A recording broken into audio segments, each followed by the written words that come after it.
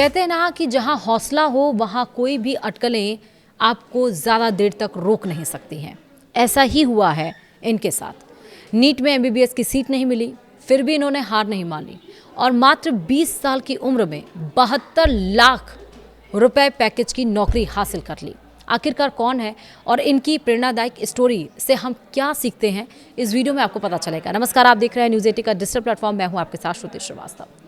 NEET में सफलता न मिलने के बाद ज़्यादातर छात्र इसे अपने सपनों का अंत मान लेते हैं, लेकिन ऋतुपर्णा केएस ने इस सोच को गलत साबित कर दिया है। सरकारी मेडिकल सीट नहीं मिली तो उन्होंने हार मानने के बजाय अपना रास्ता बदल लिया। डॉक्टर बनने का सपना अधूरा रह गया, लेकिन उसी मोड़ से शुरू हुआ ऐसा सफर जिसने उन्हें महज 20 साल की उम्र में दुनिया की प्रतिष्ठित कंपनी में रोबोटिक्स सॉफ्टवेयर इंजीनियर बना दिया। आज उनका सालाना पैकेज 72,03,000 रुपए है। उनकी कहानी उन लाखों छात्रों के लिए प्रेरणा बन गई है जो किसी एक परीक्षा के नतीजे से निराश हो जाते हैं। और आपने देखा भी कि कितने सारे बच्चे, जब ये नीट का एग्ज़ाम कैंसिल किया गया, जब फिर से किया गया, उस बीच में कितने बच्चों ने सुसाइड कर लिया। लेकिन जिनके हौसले बुलंद होते हैं, जिनमें मोटिवेशन होता है, जिनमें कुछ करने की ललक होती है, वो ऋतुपर्णा जैसे लोग निकलते हैं। दरअसल हर साल लाखों छात्र डॉक्टर बनने का सपना लेकर नीट परीक्षा देते हैं। इनमें से कई छात्र ऐसे होते हैं जिन्हें मनचाही रैंक या सरकारी मेडिकल कॉलेज में सीट नहीं मिल पाती। ऐसे में कई बार उन्हें लगता है कि उनका सपना टूट गया और सब आगे कुछ खास नहीं बचा है। लेकिन कर्नाटक की ऋतुपर्णा केएस की कहानी इस सोच को पूरी तरह बदल देती है। ऋतुपर्णा भी कभी डॉक्टर बनना चाहती थी। उन्होंने नीट के जरिए सरकारी एमबीबीएस सीट पाने का सपना देखा था, लेकिन जब उन्हें सरकारी मेडिकल कॉलेज में दाखिला नहीं मिला तो उन्होंने खुद को निराशा में डूबने नहीं दिया। उन्होंने अपना रास्ता बदला, नई दिशा चुनी और आज महज 20 साल की उम्र में दुनिया की प्रतिष्ठित कंपनी रोल्स रॉयल्स में रोबोटिक्स सॉफ्टवेयर इंजीनियर के तौर पर काम कर रही हैं। उनका सालाना पैकेज 72,03,000 रुपए है। कर्नाटक में जन्मी ऋतुपर्णा केएस का सपना मेडिकल क्षेत्र में करियर बनाने का था। वह डॉक्टर बनना चाहती थी और इसके लिए उन्होंने नीट परीक्षा भी दी थी। हालांकि उन्हें सरकारी एमबीबीएस सीट नहीं मिल सकी। कई छात्र ऐसी स्थिति में हार मान लेते हैं, लेकिन ऋतुपर्णा ने ऐसा नहीं किया। उन्होंने यह तय किया कि एक परीक्षा उनके पूरे भविष्य का फैसला नहीं करेगी। इसी सोच के साथ उन्होंने एक नए क्षेत्र में कदम रखने का फैसला किया।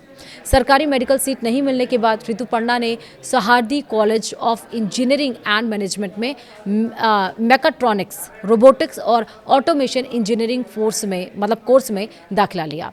दिलचस्प बात तो यह है कि उन्होंने किसी आईआईटी या देश के किसी बड़े प्रतिष्ठित इंजीनियरिंग संस्थान से पढ़ाई नहीं की। इसके बावजूद उन्होंने अपने कौशल को विकसित करने और वास्तविक समस्याओं के समाधान पर काम करने को प्राथमिकता दी। कॉलेज के दरमियान उनका फोकस केवल पढ़ाई तक सीमित नहीं रहा। उन्होंने कई ऐसे प्रोजेक्ट्स पर काम किया जिनका सीधा संबंध लोगों की ज़रूरतों से था। ऋतुपर्णा के महत्वपूर्ण प्रोजेक्ट्स में से एक ऐसा रोबोट था जिसे सुपारी यानी कि अरेका नट की खेती करने वाले किसानों की मदद के लिए तैयार किया गया था। इस प्रोजेक्ट से यह साफ दिखता है कि वह तकनीक का इस्तेमाल सिर्फ करियर बनाने के लिए नहीं, बल्कि समाज और कृषि क्षेत्र की समस्याओं को हल करने के लिए भी करना चाहते थे। कॉलेज के दरमियान ऋतुपर्णा ने केवल प्रोजेक्ट्स पर ही काम नहीं किया, बल्कि अंतर्राष्ट्रीय रोबोटिक्स प्रतियोगिताओं में भी हिस्सा लिया। उन्होंने इन प्रतियोगिताओं में मेडल हासिल कर और अपनी तकनीकी क्षमता का प्रदर्शन किया। इसके अलावा उन्होंने NIT के सुरथकल के साथ विभिन्न रिसर्च प्रोजेक्ट्स में भी योगदान दिया और इन रिसर्च प्रोजेक्ट्स ने उनकी तकनीकी समझ को मजबूत किया और उन्हें शोध कार्य का व्यवहारिक अनुभव भी मिला।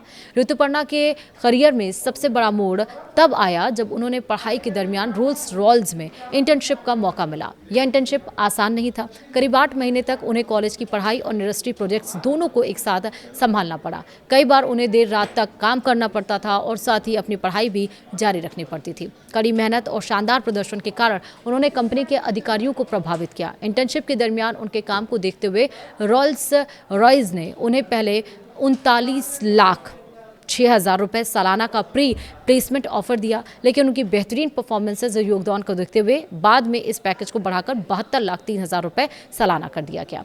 यह उपलब्धि किसी भी युवा इंजीनियर के लिए बेहद बड़ी मानी जाती है, खासकर तब जब वह किसी शीर्ष इंजीनियरिंग संस्थान से नहीं पढ़ा हो।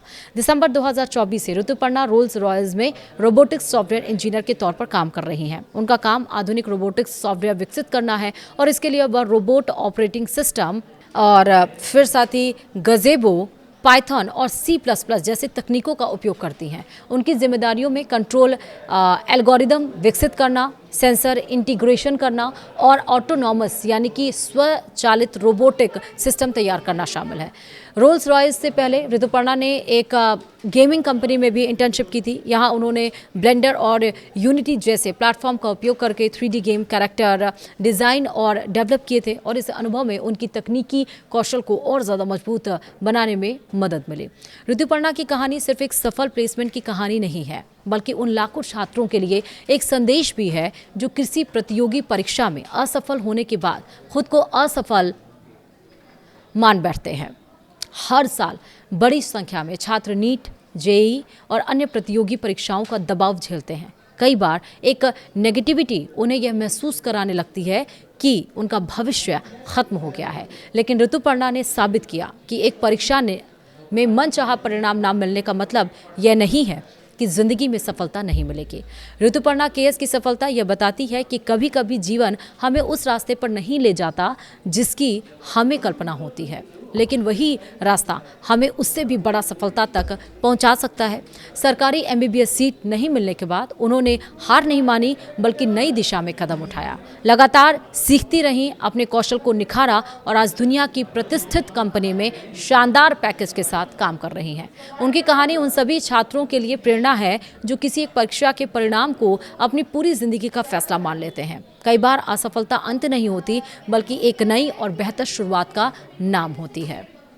तो उम्मीद करती हूँ कि इस वीडियो को देखने के बाद, सुनने के बाद आप शेयर भी करेंगे और ये तमाम लोगों की आंखें भी खोलेंगी जो एक हार के बाद जीवन में निराश हो जाते हैं और गलत कदम उठा लेते हैं। वीडियो में इतना ही। नमस्कार।